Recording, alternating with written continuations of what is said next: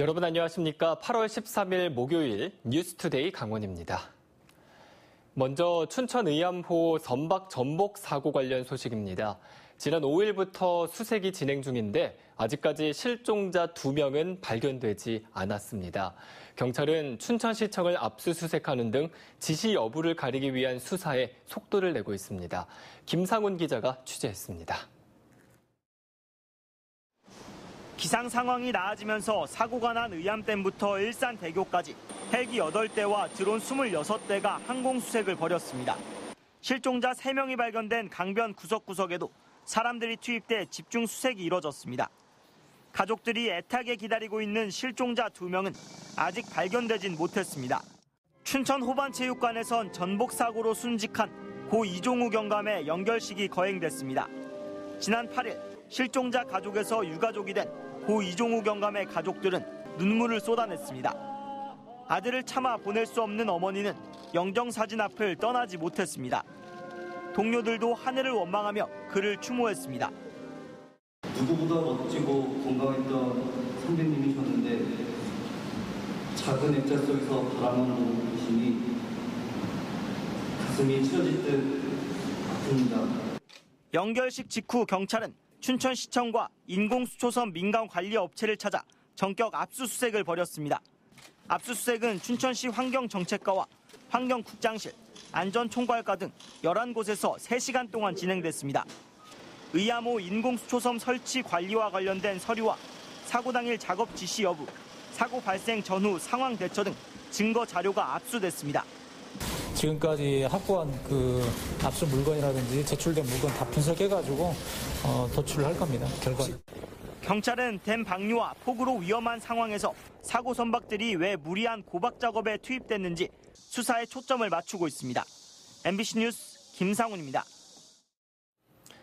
지난 5일 인제 지역에 400mm가 넘는 물폭탄이 쏟아지면서 붕괴 위험에 처한 다리 복구 작업에 군장병들이 팔을 걷어붙였습니다.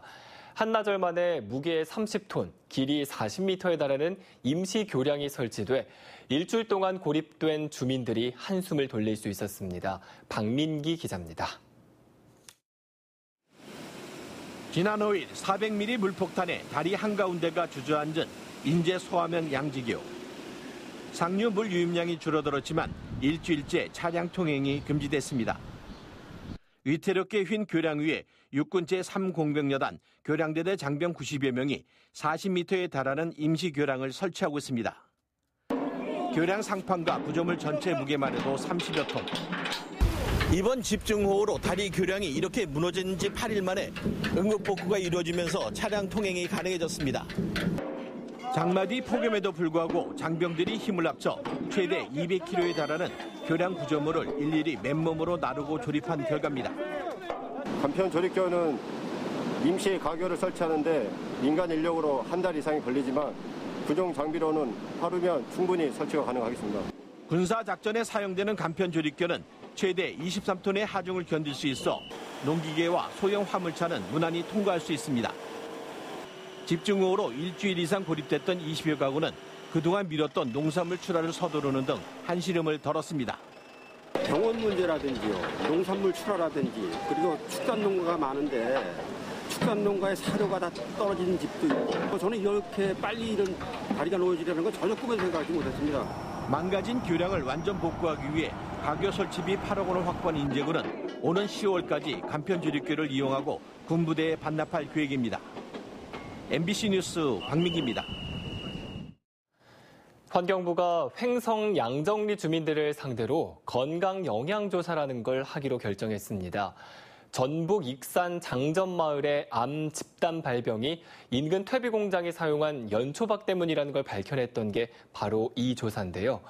횡성 양정리에선 지난 6년 동안 10명이 암에 걸렸습니다. 김진아 기자가 보도합니다. 환경부가 횡성 양정리 주민들이 낸 청원을 수용해 직접 역학조사에 나서기로 했습니다.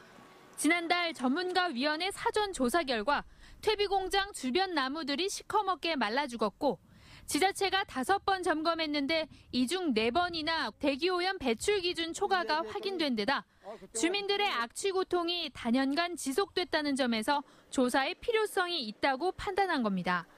환경부는 전문가들을 파견해 빠르면 10월부터 본조사에 들어갈 예정입니다.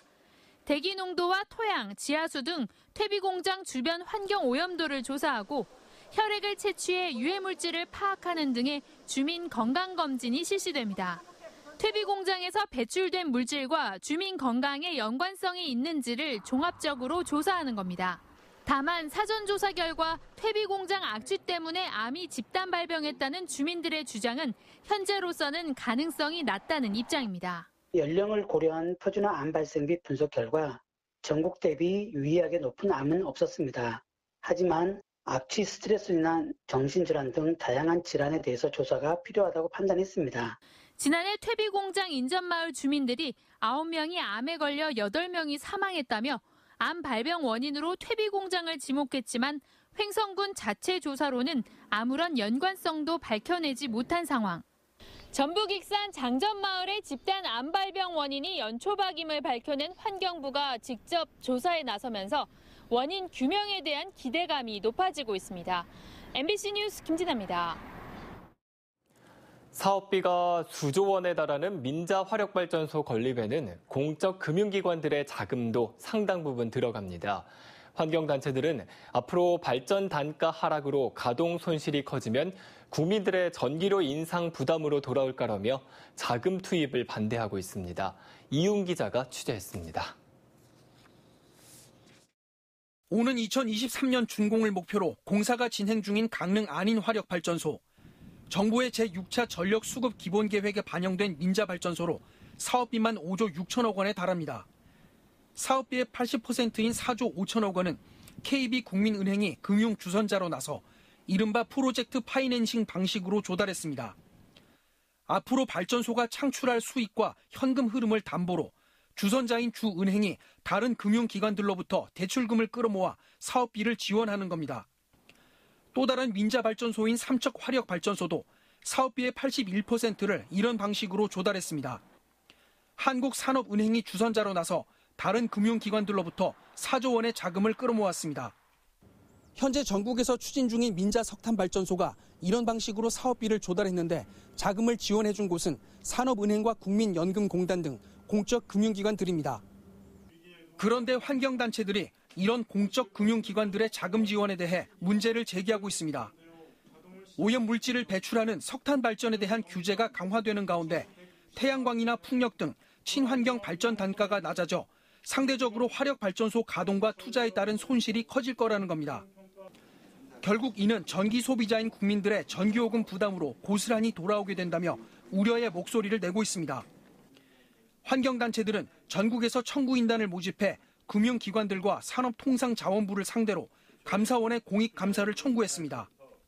여러 형태의 직무태만과 부정행위가 발견되고 있다. 우리는 감사원이 이에 대해 엄정히 감사를 진행하고 금융중단 등의 적정한 조치를 내릴 것을.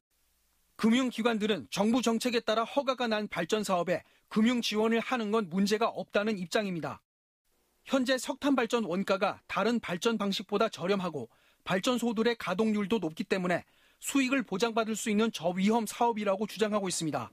MBC 뉴스 이용입니다. 문재인 대통령은 양구 출신인 정만호 전 강원도 경제부지사를 청와대 국민소통 수석 비서관에, 또 원주 출신 윤창열 국무조정실 국정운영실장을 사회수석 비서관에 각각 내정했습니다. 정만호 수석은 노무현 정부 당시 청와대 정책상황비서관, 의전비서관을 역임했으며 2017년 6월부터 올해 1월까지 강원도 경제부지사를 역임했습니다. 원주 출신의 윤창열 내정자는 서울대 외교학과를 나왔고 행정고시로 공직에 입문해 국무조정실에서 사회조정실장, 국정운영실장 등을 역임한 바 있습니다. 강원도 재난안전대책본부는 이번 수해로 이재민 208세대 407명이 발생한 것으로 집계하고 91세대 188명은 아직 귀가하지 못하고 있다고 밝혔습니다. 또 국도와 지방도 101곳과 하천 20곳, 산사태 132곳 등 공공시설 286곳이 피해를 입었습니다. 주택은 233건이 침수나 파손됐는데 응급 복구율이 20%에 불과한 상황입니다. 강원도는 2,032대의 중장비와 자원봉사자 2,704명이 피해 마을을 중심으로 이재민의 재기를 돕고 있다고 덧붙였습니다. 역대 최장의 장마로 피서철 성수기인 7월 말부터 8월 초순 사이에 동해안 자영업자 매출액이 10% 이상 줄어들었습니다. 한국신용 데이터에 따르면 7월 22일부터 28일까지 동해안 시군의 음식업과 숙박업 등 자영업자의 매출은 전년 같은 기간보다 강릉 14%, 양양 11%, 동해 10%, 삼척 8% 등 모두 줄어들었습니다.